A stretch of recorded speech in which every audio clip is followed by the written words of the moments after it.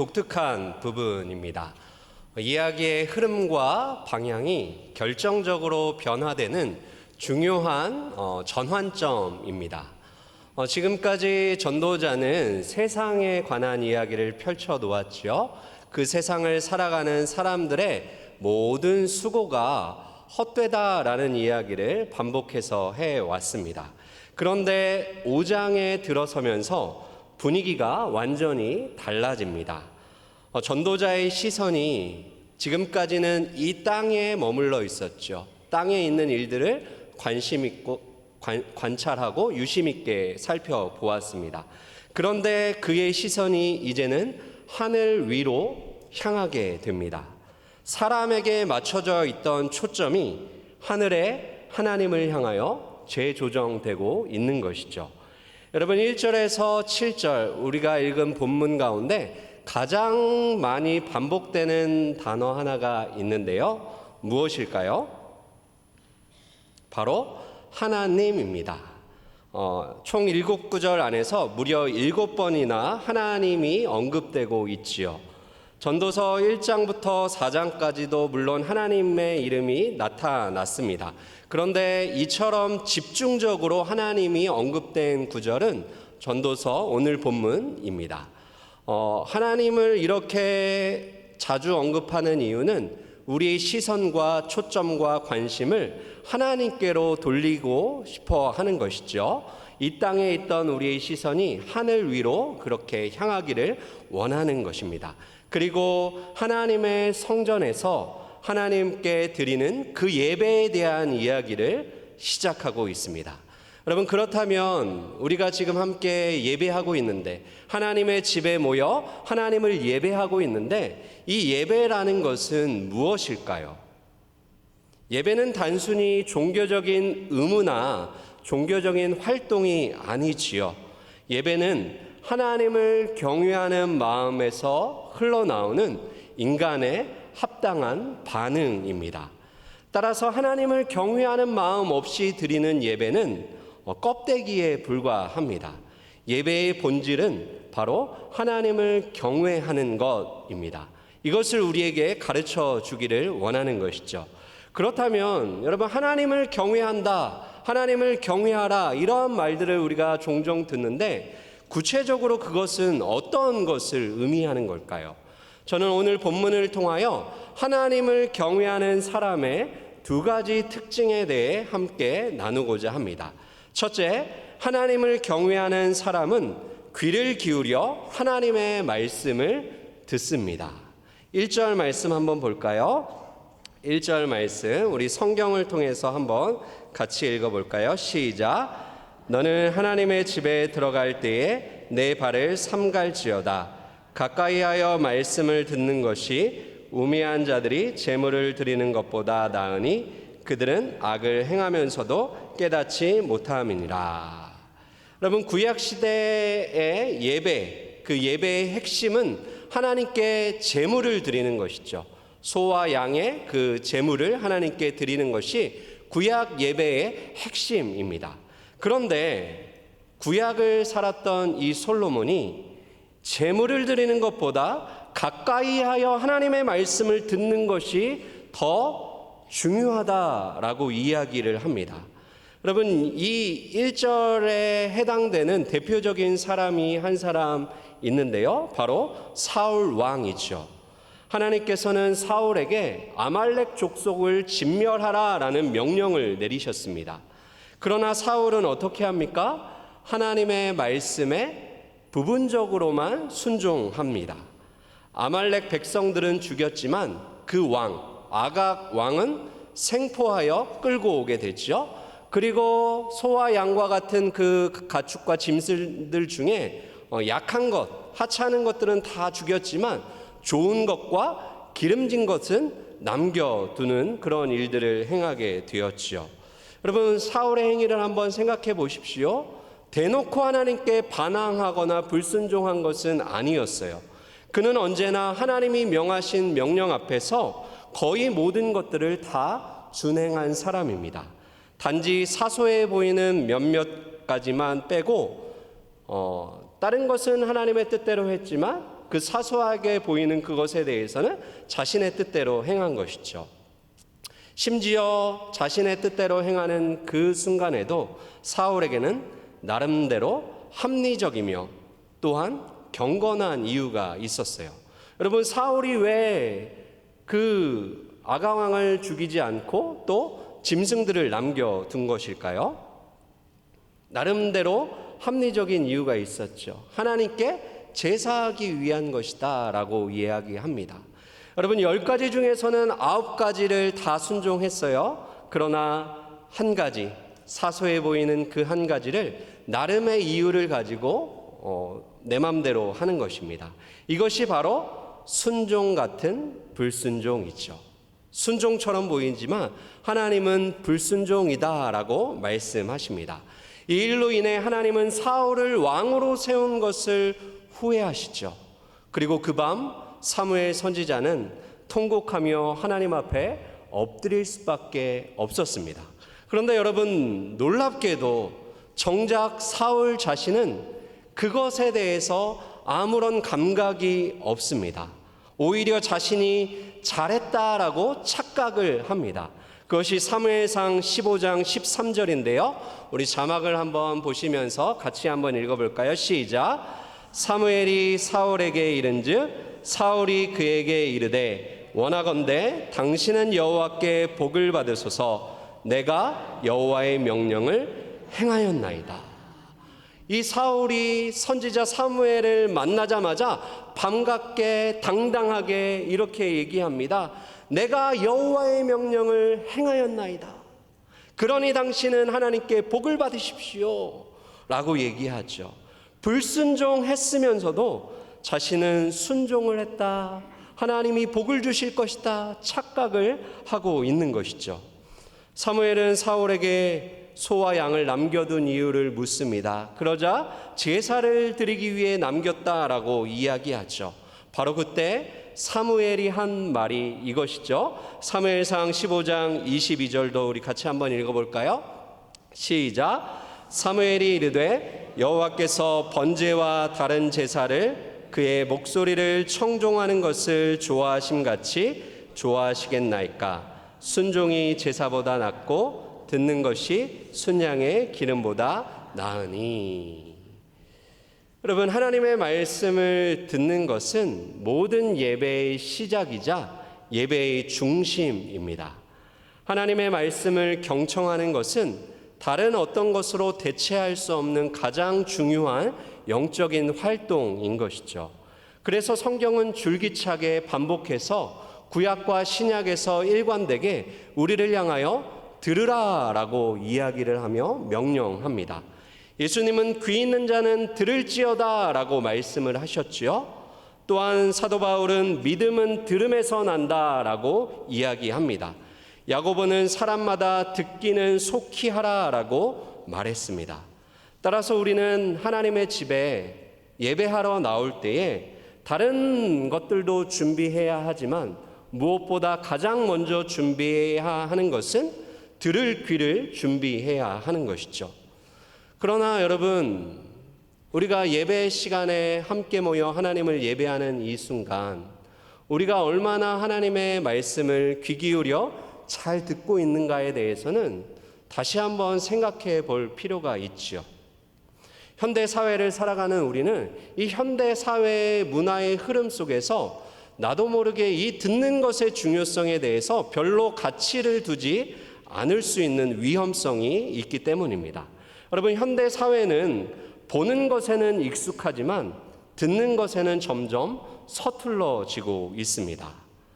TV, 인터넷, 스마트폰, 유튜브와 같은 매체를 통하여 끊임없이 우리의 눈은 자극을 받습니다. 사람들은 더 많은 것을 보기를 원하지요.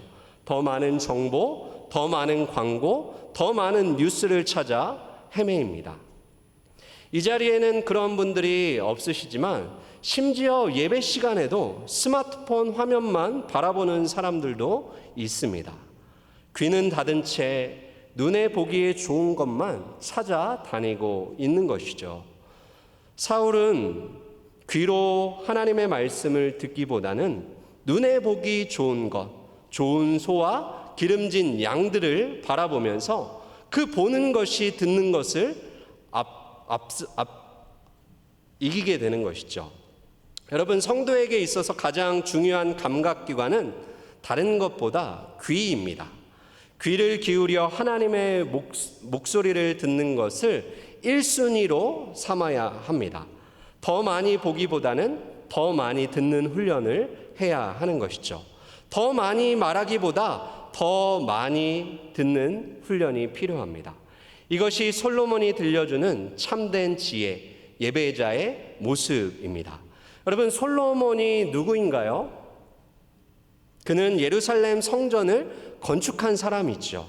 성전을 건축하고 그 성전 안에서 무수히 많은 제사와 제물을 하나님께 올려드렸던 사람입니다. 여러분, 솔로몬 시대에는 정말 나라가 부강했어요. 사람들이 먹고 살기에 넉넉하고 풍족했습니다. 그래서 제물들을 드릴 때 가장 좋은 것, 또 가장 많은 제물을 하나님 앞에 올렸던 사람이 이 바로 솔로몬 왕인 것이죠. 그런데 그러한 솔로몬이 무엇이라고 얘기를 하는 거예요? 말씀을 듣는 것이 제물을 드리는 것보다 더 낫다. 솔로몬보다 앞서 살았던 모세 역시 신명기 6장 4절에서 이렇게 말을 하는데요. 우리 자막을 통해 한번 같이 읽어볼까요? 시작. 이스라엘아 들으라. 우리 하나님 여호와는 오직 유일한 여호와이시니. 여러분, 여기서 아주 유명하고 중요한 단어가 나오죠. 우리에게도 익숙한데요. 쉐마 이스라엘. 듣다라는 단어가 쉐마입니다. 쉐마라는 이 단어는 그냥 들리는 소리를 듣는다, 그런 의미는 아니겠죠. 이 단어의 안에는 듣다와 더불어 순종하다라는 의미가 같이 들어있는 단어입니다. 그냥 귀로 들리니까 듣는 것이 아니라 순종할 마음과 자세를 가지고 듣는 것, 그것이 쉐마인 것이죠. 그러나 오늘날 한국교회 성도들은 하나님의 말씀을 듣는 것에 굉장한 열심을 갖고 살아가지요. 기독교 TV와 유튜브 채널을 통해 말씀을 자주 듣고요, 많이 듣습니다. 그러나 듣는 것에서 끝나면 안 되죠. 어디까지 나아가야 합니까? 그 말씀에 순종하는 자리까지 나아가는 것이 쉐마의 삶인 것이죠. 말씀을 듣고 순종해야 합니다. 하나님이 우리에게 원하시는 것이 바로 듣고 순종하는 이러한 삶인 것이죠. 하나님의 말씀을 듣고 순종할 때 하나님께서는 우리에게 은혜를 베푸시고 복을 주실 줄 믿습니다. 이러한 사실에 대해 이사야 55장 3절은 이렇게 얘기하는데요. 자막을 한번 보시죠. 너희는 귀를 기울이고 내게로 나와 들으라. 그리하면 너희의 영혼이 살리라. 내가 너희를 위하여 영원한 언약을 맺으리니 곧 다윗에게 허락한 확실한 은혜이니라. 사랑하는 여러분, 귀를 기울여 하나님의 말씀을 들으시기를 바랍니다. 듣고 온 마음을 다해 순종하십시오. 그리하면 우리의 영혼이 살아날 것입니다. 하나님께서 베푸시는 확실한 은혜가 나의 삶과 가정 가운데 임할 것입니다. 바라기는 날마다 귀를 기울여 하나님의 말씀을 듣고 순종하는 삶을 통하여 하나님을 경외하는 참된 예배자로 살아가는 저와 여러분들 되시기를 주님의 이름으로 축복합니다. 둘째, 하나님을 경외하는 사람은 하나님을 의식하며 말 한마디에도 신중합니다.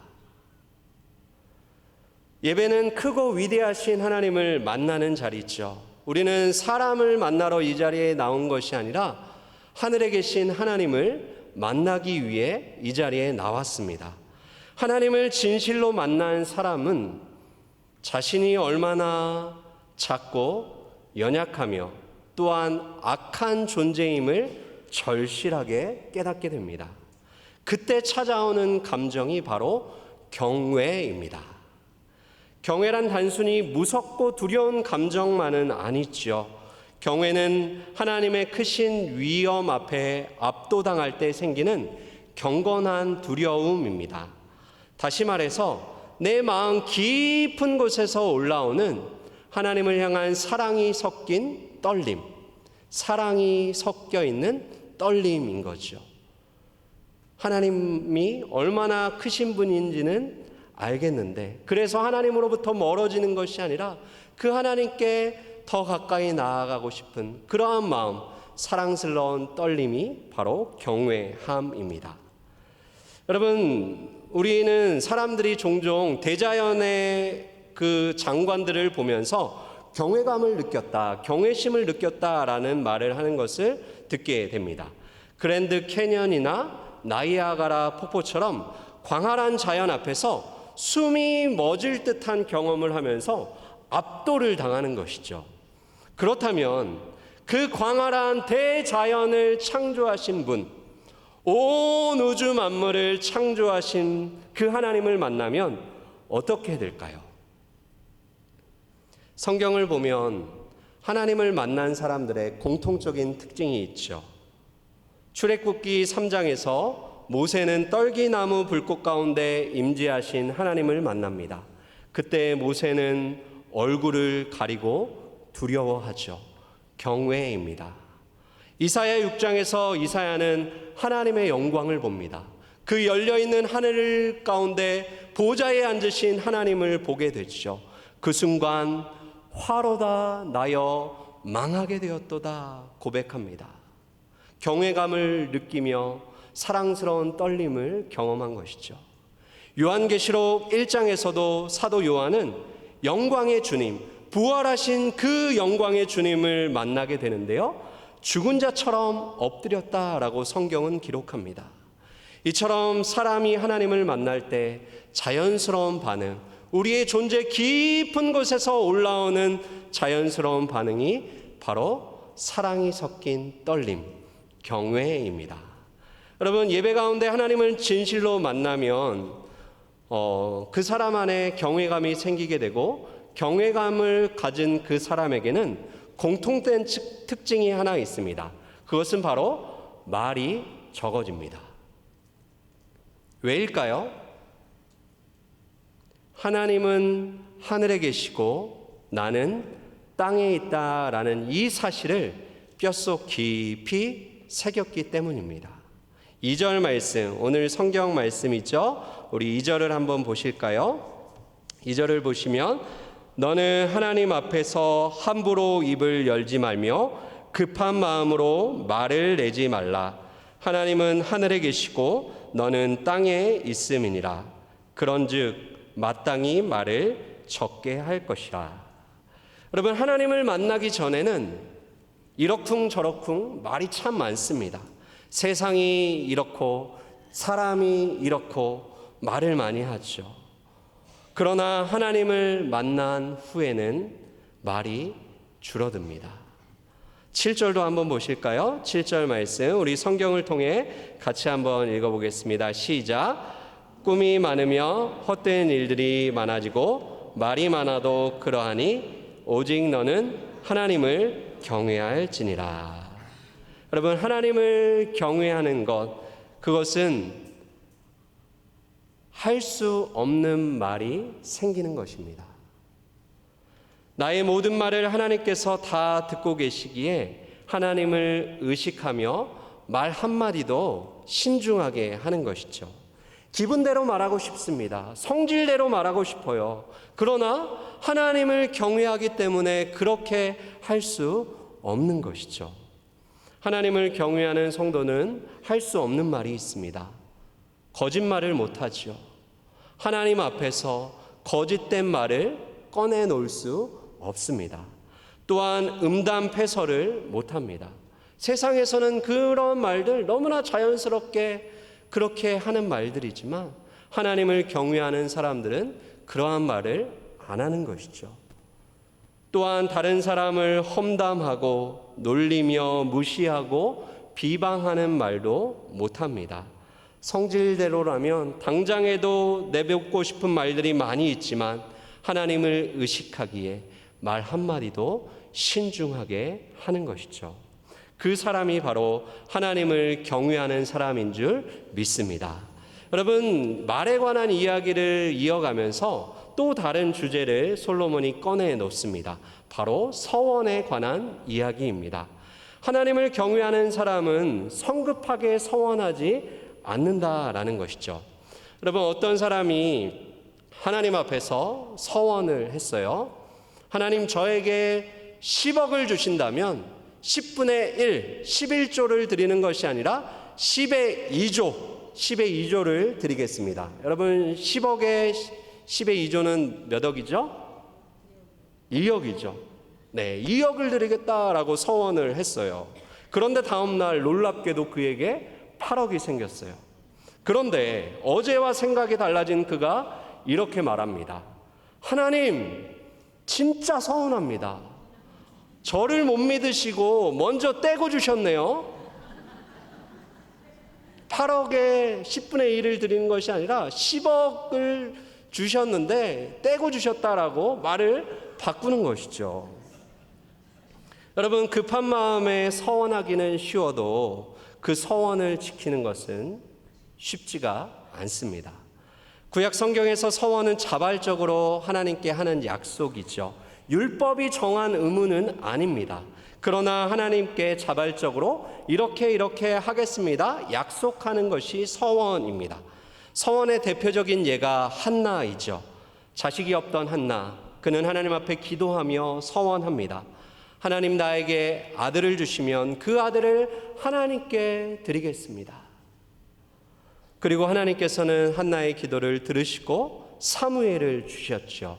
그리고 한나는 하나님 앞에 그 사무엘을 다시 드리게 됩니다. 서원을 지킨 것이죠.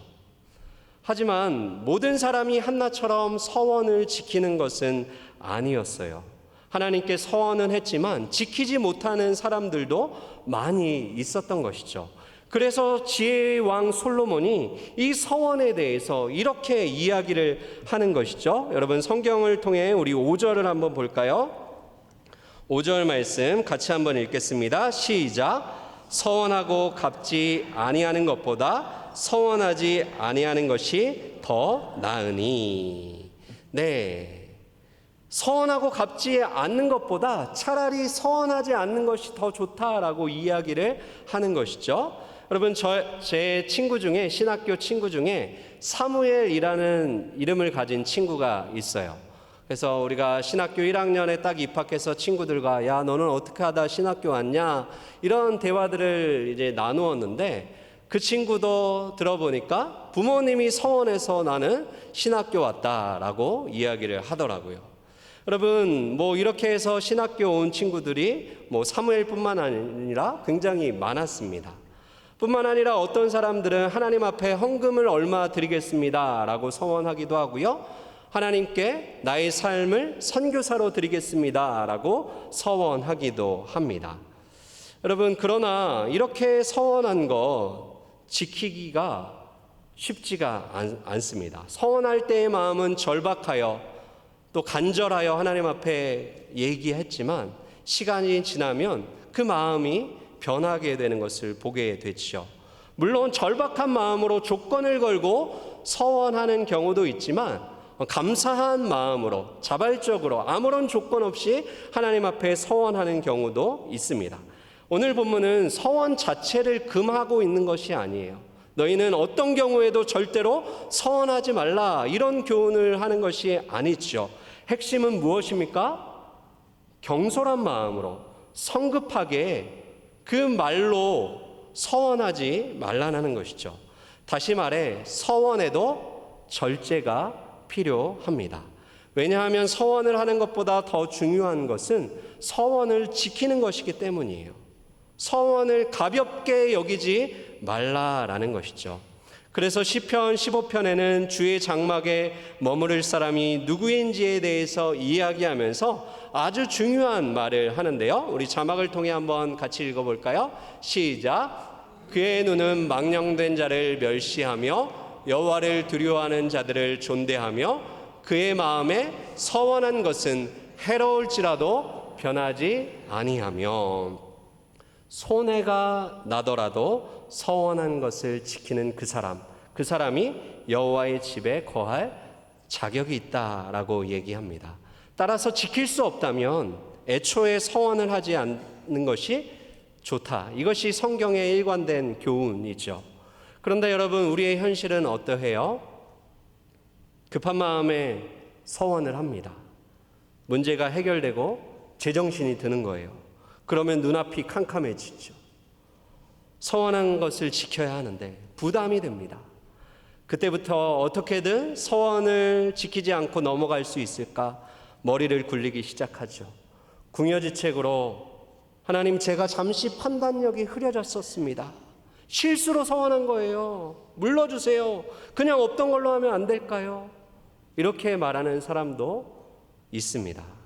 그러나 전도자는 분명하게 이야기를 하죠. 6절 말씀 우리 같이 한번 읽어볼까요? 우리 6절 말씀 성경을 통해 같이 한번 읽겠습니다. 시작. 내 입으로 내 육체가 범죄하게 하지 말라. 천사 앞에서 내가 서원한 것이 실수라고 말하지 말라. 어찌 하나님께서 내 목소리로 말미암아 진노하사 내 손으로 한 것을 멸하시게 하랴. 서원을 실수라고 말하면서 스스로 취소시키지 말라라는 것이죠.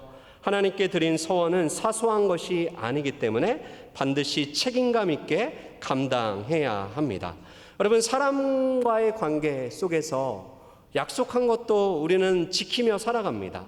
그렇죠? 책임감을 가지고 사람과의 약속을 어떻게든 지키려고 노력을 하죠. 하물며 하나님과의 약속은 더욱 무겁게 여기며 엄중하게 지키는 것이 마땅합니다. 여러분, 어떠세요? 나는 서원한 적이 없는데요, 하나님 앞에? 내 얘기는 아니네. 이렇게 안도의 한숨을 쉬고 계십니까? 지금도 우리는 하나님 앞에서 다양한 방식으로 서원을 하며 살아갑니다. 서원합니다 라는 단어를 직접 사용하지는 않지만 약속과 서약, 다짐과 고백이라는 이름으로 하나님께 서원을 올려드리죠. 우리는 결혼식에서 죽음이 우리를 갈라놓을 때까지 부부로 살겠다고 하나님 앞에서 서약을 했습니다. 자녀가 유아 세례를 받을 때는 자녀들을 주의 말씀을 따라 믿음으로 양육하겠다고 선서를 하죠.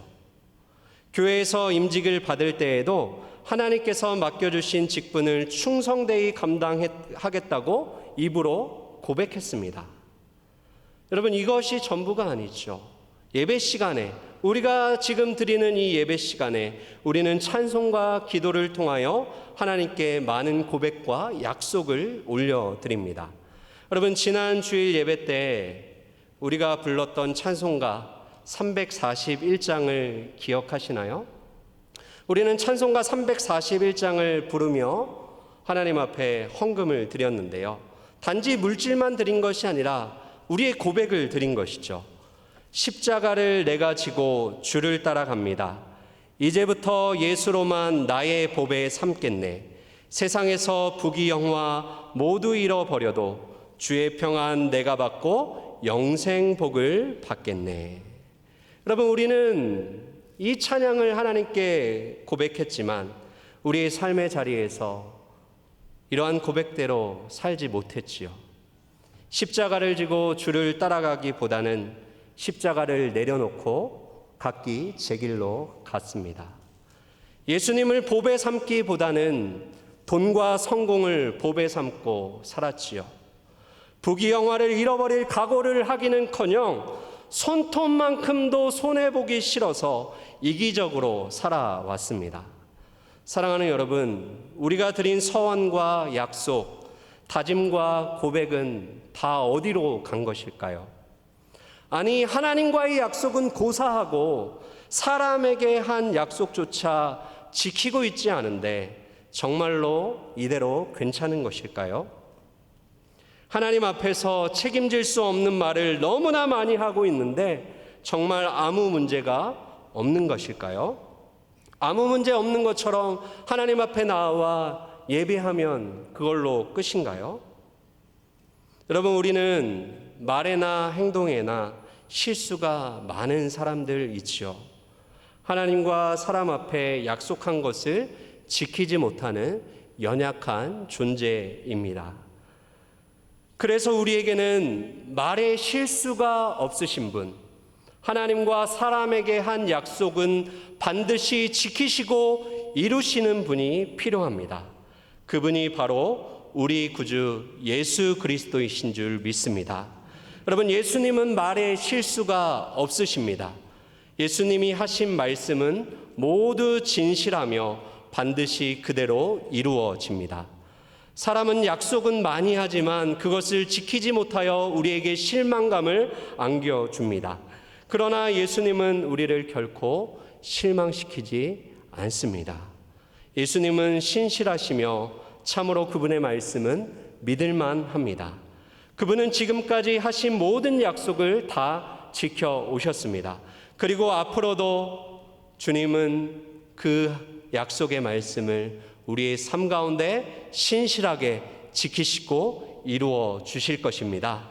그러므로 여러분, 다른 사람을 보면서 실망하거나 분노하지 마시기를 바랍니다. 질그릇같이 연약한 나 자신을 보며 낙심하지도 마시기를 바랍니다. 질그릇 안에 보배가 담겨 있습니다.